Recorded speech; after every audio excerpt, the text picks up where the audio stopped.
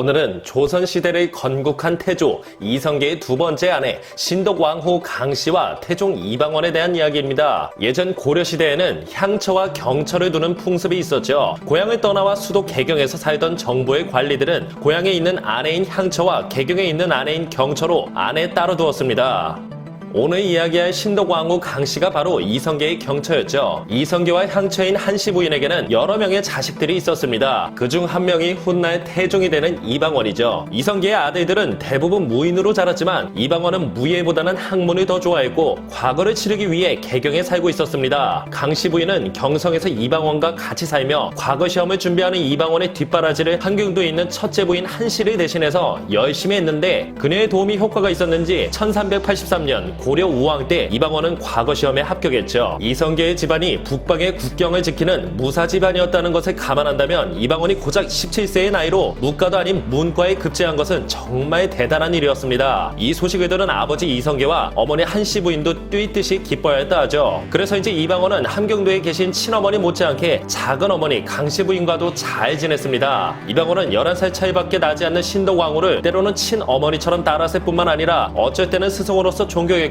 또 어쩔 때는 친누나처럼 사이가 좋았죠. 심지어는 정치적인 문제가 있을 때도 강씨 부인과 상의했을 정도였습니다. 그러다 1391년 어머니 한씨 부인이 사망하고 이방원이 심요살이를 하고 있을 때 정몽주가 낙마사고로 쓰러져 있는 이성계를 제거하려고 했는데 강씨 부인은 급히 이방원을 불러 이성계를 지켜내기도 했죠. 또한 이방원이 고려에 충실했던 정몽주를 선주교에서 죽였을 때도 대신에 함부로 죽였다며 이방원을 심하게 꾸짖으며 분노에 차있던 이성계를 말린 것도 강씨 부인이었습니다. 그렇게 그녀는 이방원과 함께 조선이 건국되는데 많은 역할을 하기도 했죠. 그러자 이렇게 사이가 좋았던 강씨 부인과 이방원의 사이는 조선이 건국되자마자 급속도로 차갑게 냉각되었습니다. 남편인 이성계가 왕이 되자 자신은 신덕왕후가 되었는데 왕후가 되자마자 이방원을 집중적으로 견제하기 시작한 것이죠. 당시 정도전과 신덕왕후 강씨는 이성계의 정치적으로 결정하는 데 있어서 가장 많은 영향을 미친 인물이었습니다. 그녀는 정도전과 함께 여러 인사에도 관여해 신의왕후 한씨 의 아들들과 특히 이방원이 상식적으로 납득할 수 없는 인사를 단행하기도 했죠. 또한 그녀는 이미 죽고 없는 한씨의 장성한 아들들을 밀어내고 자신이 낳은 이방벌이나 이방석을 세자로 앉히고 싶었던 것인데요.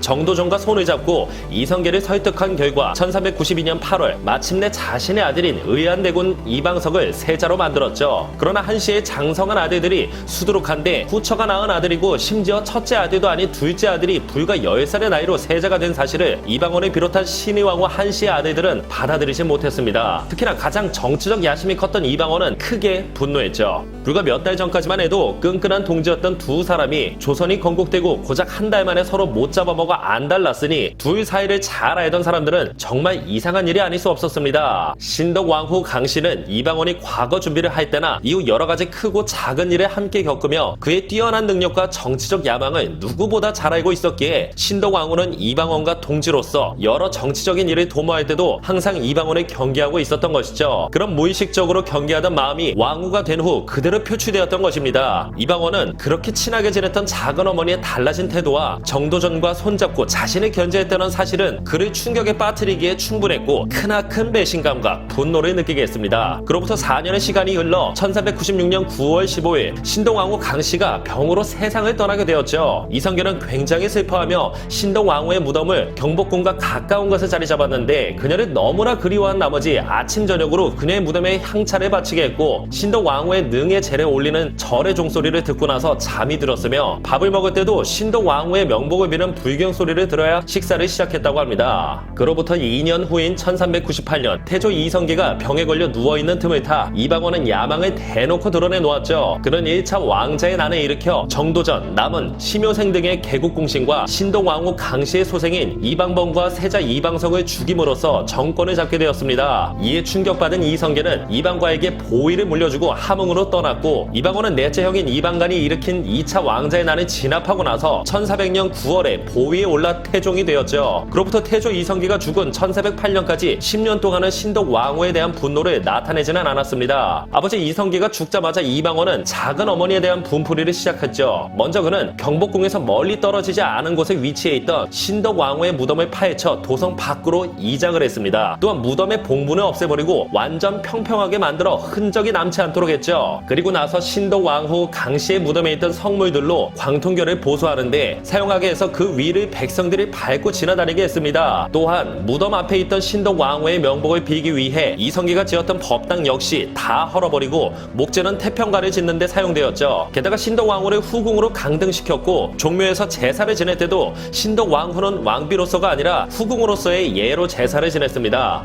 그녀의 묘소가 파헤쳐지는 날 억수 같은 장대비가 쏟아졌는데 하늘에서는 울음소리가 들렸다고 하죠. 태종은 신덕 왕후 강씨에 대해 철저하게 짓밟았는데요. 자신의 권력을 잡은 지 13년이라는 세월이 지난 후에 이 모든 일을 한 것을 보면 신덕 왕후 강씨에 대한 배신감과 분노가 뼈에 사무쳤었다는 걸 짐작할 수 있겠죠. 그로부터 1703년 후인 1581년 선조가 행차를 하고 있었는데 강순일이라는 사람이 갑자기 나와 하는 말이 신덕 왕후의 무덤을 돌보고 있으니 군역을 면제해달라는 청을 해오는 것이었습니다.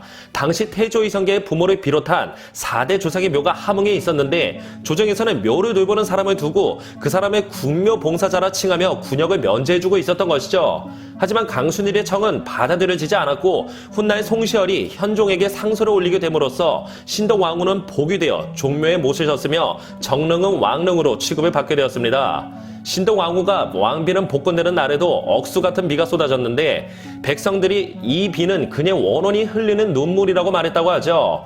현재 정릉은 서울시 성북구에 위치하고 있으며 훗날 청계천을 복원하는 과정에서 병풍석이 발견되면서 태종이 선덕 왕후의 무덤에 있던 성물들을 광통교의 보수공사에 사용했다라는 기록이 사실로 밝혀지기도 했습니다. 수십 년을 서로 사이좋게 잘 지내던 신덕 왕후 강씨와 이방원의 사이가 권력으로 인해 파국으로 치닫되었던 안타까운 이야기였습니다.